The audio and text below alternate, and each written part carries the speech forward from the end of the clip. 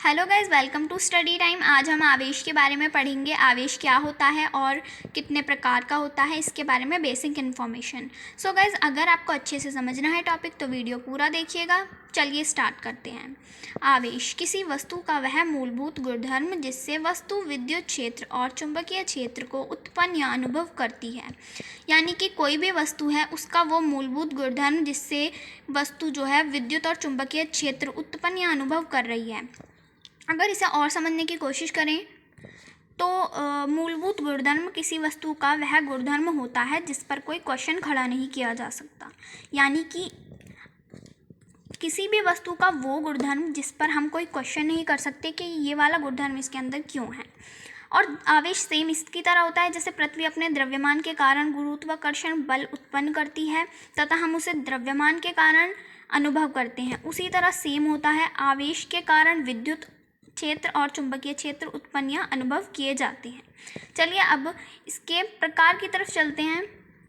आवेश के प्रकार, धनावेश और ऋणावेश दो प्रकार होते हैं। धनावेश वही प्लस और ऋणावेश माइनस। सजातीय आवेश क्या होते हैं? अगर हमारे पास दो आवेश हैं, प्लस प्लस और दो माइनस माइनस हैं, यानी ये एक ही जाति के हैं तो इन्हें सजातीय आवेश बोलते हैं। और ये एक दूसरे से प्रतिकर्षण करते हैं। प्लस प्लस होंगे तो वो दूर जाएंगे, प्रतिकर्षण यानी दूर जाना, एक दूसरे को प्रतिकर्षित करना, रिपल्शन इंग्लिश में बोलते हैं। प्लस प्लस एक दूसरे से प्रतिकर्षण करते हैं और माइनस माइनस भी।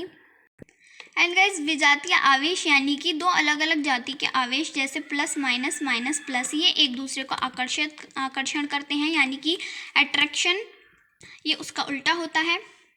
सो गाइस, अब बात आती है आवेश की संकल्पना पर, यानी कि किस तरीके से पता चलेगा कि किसी वस्तु पर ऋणावेश है या फिर धनावेश है। आवेश की संकल्पना इलेक्ट्रॉन के आधार पर दी जाती है। यानी कोई वस्तु इलेक्ट्रॉन का दान करती है तो उस पर धनावेश आता है, और अगर कोई वस्तु इलेक्ट्रॉन को ग्रहण करती है तो उस पर ऋणावेश आता है। इसको हम एग्जाम्पल के थ्रू समझते हैं। सो गाइस, आप देख सकते हैं मैंने यहाँ पर दो एलिमेंट्स लिए हैं, सोडियम है और क्लोरीन है। सोडियम का अगर हम इलेक्ट्रॉन कॉन्फ़िगरेशन लिखते हैं तो वहाँ पर 2, 8 और 1 होता है। इसीलिए सोडियम अपना अष्टक पूरा करने के लिए अपना एक इलेक्ट्रॉन दान कर देता है, तो उसमें 10 हमारे इलेक्ट्रॉन और 11 हमारे प्रोटॉन बचते हैं।